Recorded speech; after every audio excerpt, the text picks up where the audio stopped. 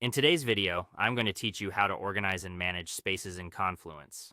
First, open Confluence and head to the Spaces area. This is your home base for everything you'll organize.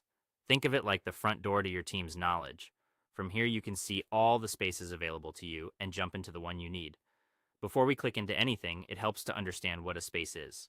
A space is a container that holds related content, pages, blogs, whiteboards, and files, all grouped around a single topic, team, or project.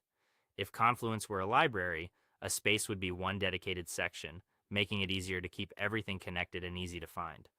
Open a space to see how it's laid out. You'll typically land on a home page with a page tree on the side.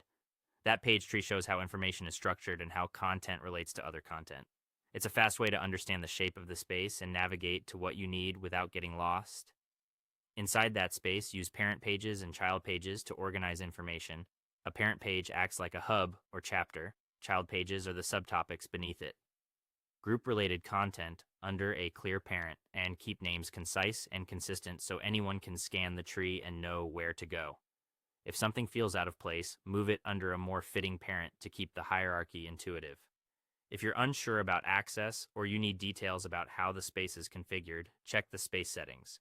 This is where you'll find permissions and other key information. Confirm who can view or edit content so the right people can contribute while sensitive material stays protected. To keep things tidy over time, use labels and a deliberate page structure. Labels are simple tags that make content easier to search, filter, and report on later.